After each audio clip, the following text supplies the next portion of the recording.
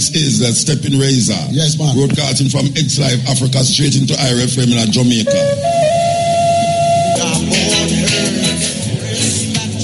Alright. We know, we're familiar with the brethren. Very familiar with the brethren. And I feel today I do some great works. You know what I mean? So, we're going to introduce ourselves to the people and we could talk after. Okay. My name is Dr. Albadile Kambon. I'm a senior research fellow at the Institute of African Studies. All right, and I have some a fan club here. You have some fun out there, man. I tell you. Hey, at the same level, they made it out me up a clap for you, know. Right. So when I see serious problem, the same level, they made it out me up a clap for you. And we have to have you back at African Studies. A few years ago, you gave a talk. The greatest love is self-love, so we have to get you back to African Studies on campus. Anytime you're ready. For ACOF, so all of this is about ACOF, African Culture and Wellness Festival, and on Saturday at 12 noon, I'll be teaching capoeira. And capoeira is an African combat science that African people in Brazil used to beat the Portuguese and to free themselves. Yes. And it comes originally from Angola. A lot of people don't know that. They think it comes from Brazil. But in Brazil, they call it capoeira de Angola. And I want to briefly come back to something that was discussed earlier because I wanted to discuss it myself, just in terms of this 400 years and this 1619. Now, I gave a talk yesterday on the African people who emancipated themselves. Now, a lot of people have the impression that Abraham Lincoln freed black people, or Lord Dunmore freed black people, or so forth and so on. But the actual fact of the matter is black people freed black people from beating that white behind. That's how we were able to free ourselves. And the very first rebellion of enslaved Africans was not even in the Western Hemisphere. It was in 869 in the Zanj Rebellion in modern-day Iraq. So sometimes we forget about the enslaved Africans because that slave trade, quote-unquote, is still going on to this day. These pale white Arabs, that's why I say they're all Eurasians. Europe and Asia is one landmass. So if they try to pretend like Europe is its own continent, just look at the satellite map, is one landmass. So whether they are French, I'll put it like Malcolm X said, whether you have a French poodle, an Irish setter, a Chihuahua, they're all dogs. So the Arabs were enslaving us long before that, and we had a rebellion in the Arab Peninsula in Iraq, right? So from 869 all the way to 883, we established our own free republic in the Eastern Hemisphere. But even when we start with this 1619, it's so wrong, because there was a Portuguese explorer, Dinis Dias. And that may I make reference to. That's what you made a reference to. And people don't do the research, but we have to do the research. I'm a senior research fellow, so if I don't do the research, then who can I expect to do it for me? Yeah. So in 1445, Dinis Dias, he got to Cape Verde, right? And in that he enslaved 4 African people, but he was repulsed from the last remnants of the great West African empires. That's the reason why the Portuguese had to come here to the Gold Coast, because they got their butts whooped in Cape Verde.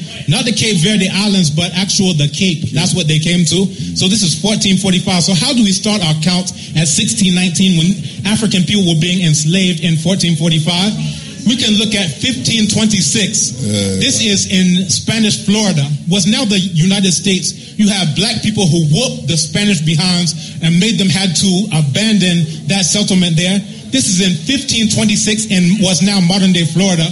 So black people whooped that Spanish behind in order to get free. No one freed us but ourselves. We can look at 1570, the revolt of Gaspar Yanga in what's now modern day Mexico. 1570. Not that Africans were just arriving there in 1570. It means that they were whooping that white behind in order to get our own free republics. Unfortunately, the United States is still not a free republic. They still have enslavement according to the 13th Amendment. But 1570, we were freeing ourselves. Now let's come to Quilombo. This is where they did the capoeira, right? In 1605, this is where you have the capoeira being done in Quilombo dos Palmares in Brazil. You had in the 1520s, in 1514, you had King Afonso I in Congo, who wrote a letter to Portugal about how they were illegally enslaving the Congolese people there, the Bakongo there of Congo. This is in 1514. So how do we start off our history in 1619? And this is before we even go into the Olmecs. the Olmec heads, you can find black people who are traveling there. So that's a sidebar. Well, maybe to get some Yankee dollars. Yeah. But I just wanted to support your position because people are acting like, oh, you're just trying to be divisive. This is the fact. This is the research. So if we don't know the research, that means we need to learn. So all of these things are going on. 1605, that's Palmares that's being established there in modern-day Brazil. So even in terms of the United States, continental United States, you had Africans who were there before then. And if we take it out to the Americas, we have Africans who are already there. And not like they just arrived there, but this is the history of rebellions of us freeing ourselves. The Portuguese was taking Africans out of Africa long before the Spaniards and the English. 1445. And Christopher Columbus was a sailor on some of those ships. Yes, he did. He came before him come to this part. He came with Diego de Zambuja. He came here to this place where he learned from the Africans who had already traveled there. Mansa Musa was interviewed and he said the way he became the Mansa is because his maternal uncle, just like how the Akans do, abdicated the throne to go across the Atlantic.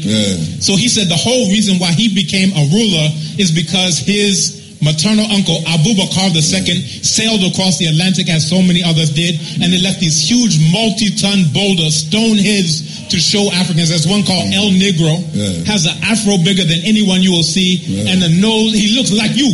Mutabaruka, this man looks like you. I'm the one. Yes. I am my ancestor. You are back. I am my ancestor. Trust me. And we're glad to have you. All right, so make we go about the caparella that you're going to do on Saturday. So on Saturday, we're teaching how did the Africans free themselves. I've given you examples. They freed themselves with capoeira. Now here in Ghana, we have people who are doing karate and taekwondo. Me with my capoeira, and I have one of my students, Jawa, in the audience. We beat up all these people who do all these Eurasian martial arts. You say you want to bring your capoeira, you want to bring your karate, I have my capoeira. So I have a guy with a second-degree black belt. Do a search for the video, Capoeira Beats Karate. This guy with a second-degree black belt, we kicked his jaw across the room. So if you think these Chinese things will beat African things, so when you're wrong. After kick it oh, his jaw, he had to go and collect it from the ground and put it back, but you can see the video. That's terrible. That's terrible. It's terrible. That's terrible. But sometimes we have to do terrible things because we are about African liberation. So if you are representing the Chinese and the Japanese, I'm representing Africa, and I have to represent it well. So I will never let someone doing some Chinese or Korean or Japanese art defeat me doing the art of my ancestors, the combat science of my ancestors. So for those who are interested, Saturday at 12, we're going there. And every other Saturday, we're at the University of Ghana, the sports director. We teach capoeira. Students of all ages, and we teach you how to beat that white behind, just like the Africans in San Miguel de Guadalupe in Spanish Florida, how they beat that white behind, just like the Jamaicans. If not for Samuel Sharp, we would still be enslaved to this day. Of course. Within 1 week of them finally suppressing that Samuel Sharp rebellion, they got together a committee of how to end chattel enslavement. If not for the British, 12,000 of them getting their butts whooped in Haiti, it would still be going on. Die and yonder ill than to live a slave. Cleave to the black. Yes. Cleave to the black. That is Paul Vogel. Cleave to black. Give thanks. Yes. Give thanks.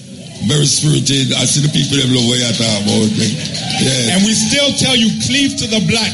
The black arts, the black history, the black sciences. This is us. Yes. This is our heritage. This is our history. Yes. So someone who wants to start off at 1619, they are erasing all of our history, and we won't let them do it. I was born in the United States. I could say, yes, 1619, pat myself on the back. But this is wrong. This is a lie. And this separates black people who are fighting for African liberation long before 1619. We will never let that happen.